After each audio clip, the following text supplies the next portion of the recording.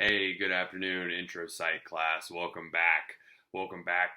We are now starting week number 5, which is crazy to think we're already past the quarter mark here. So week number 5, it's just the semester just kind of flies on by over when you're right in the thick of it. So, anyways, welcome back.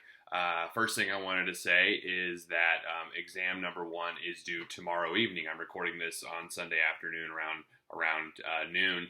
And I know several of you have already taken the exam, which is wonderful. But of course, there's a large chunk of you who have not taken the exam. So I understand if you need, you need all the time you need. That's totally fine. But please be aware that the exam will close approximately at 11:59 p.m. It's not even if you're taking the exam. So please make sure you give yourself enough time.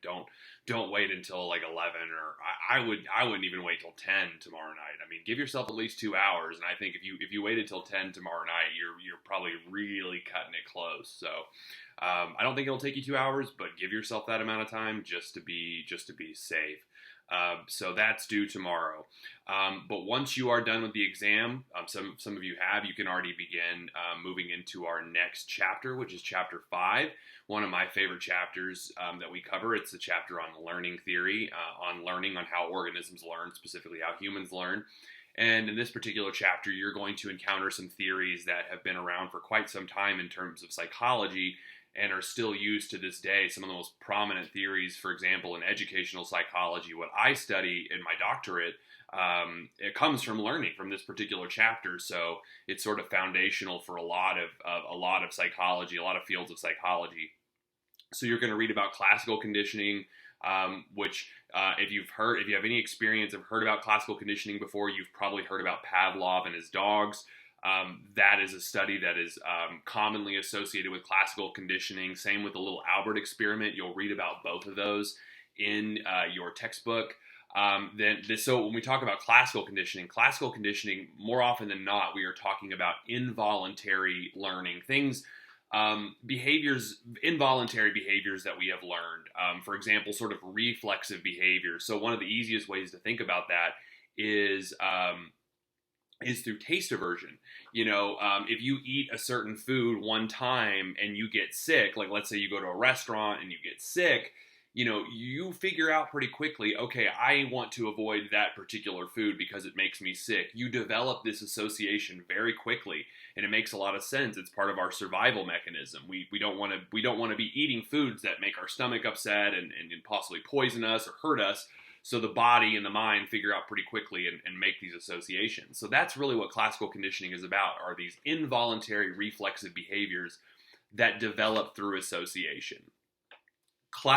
Operant conditioning, the second theory that you're going to learn about, is in relation to voluntary chosen behaviors that are influenced by reinforcement and punishment, or rewards and punishments, however you want to think about it. But in this chapter, it might be a little confusing, but you're going to hear terminology like reinforcement and punishment, positive reinforcement, negative reinforcement. Oftentimes, those terms are kind of confusing for students. Reinforcement of any kind, regardless if it's positive or negative, is always intended to increase. We want you to keep doing something, we'll use reinforcement.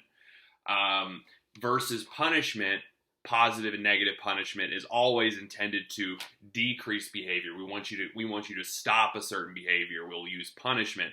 A lot of times people will mix up negative reinforcement with punishment. They see that word negative and they think, well, negative is bad.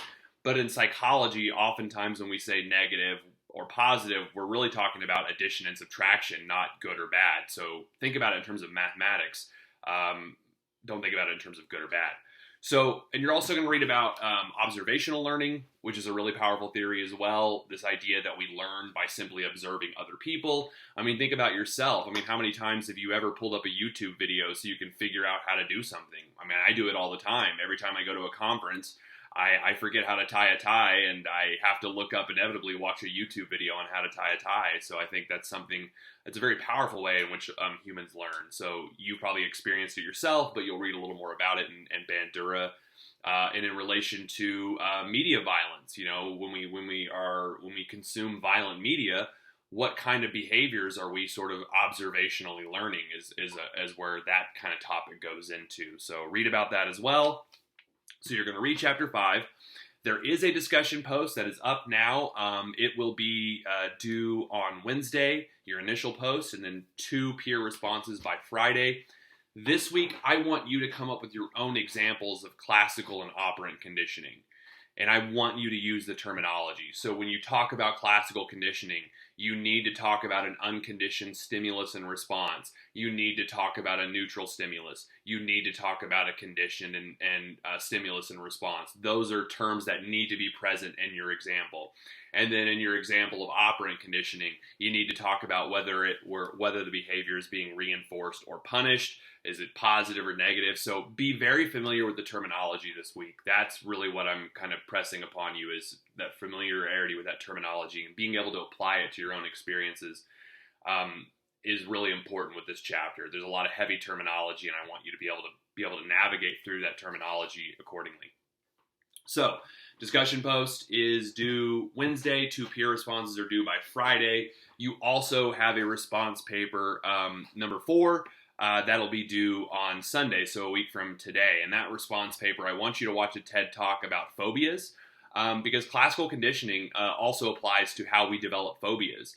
You only have to have one bad experience, say with maybe like a dog. Like if a vicious dog, all of a sudden, if you were to open your front door and walk outside and there was a vicious dog standing there snarling at you and barking and looking like it's ready to attack you, you know, you only need like one experience like that where you might develop a phobia of a dog, you know, for example. Maybe it is just that specific dog or that type of dog, but you would develop maybe a phobia the next time you saw a dog like that. You might find yourself, oh my gosh, I'm scared again, even though that dog isn't even barking and snarling at me or whatever. So I want you to read or watch the TED Talk about phobias and be able to answer the following questions. Summarize the video in your own words, at least a paragraph in your own words. Another paragraph, something that you found interesting. And then another paragraph, some kind of personal connection. Maybe some kind of memory was evoked when you were watching the TED Talk. Maybe you have a phobia yourself you could talk about, or maybe you know somebody with a phobia. These are examples of personal connections that I think you can be able to make when watching this TED Talk. So that's really about it for chapter 5, for week number 5. Make sure you get your exam number 1 in by tomorrow at 11:59 p.m. Otherwise, every day you miss, it's 20% off. So even if you forget to take it and you don't take it till Tuesday, even if you get 100, the best you could do is an 80. And I would hate for that to happen to you, because I know that's a lot of your hard work right down the drain, 20% of it right down the drain. So exam number 1 due tomorrow. Make sure you read chapter 5 on learning theory. There is a practice quiz up for that as well, so you can test yourself, make sure you understand the chapter afterwards. Complete the discussion post and 2 peer responses, and then your response paper is due next Sunday. Please, please, please, please reach out to me via email. My email's working again for some reason. I think it was just my computer. For some reason, my computer some days will tell me that it can connect to my email, and some days it won't. And for whatever reason, I just had like a week where I couldn't connect to my email from my computer, but now it works, so that's technology. So reach to me via email or Canvas. Probably just try to go through Canvas. That's easier, but whatever works for you. So anyways, that's week number 5. I look forward to reading your response papers and grading your exams and all that good stuff. So I'll see you all next week. Take care. Bye.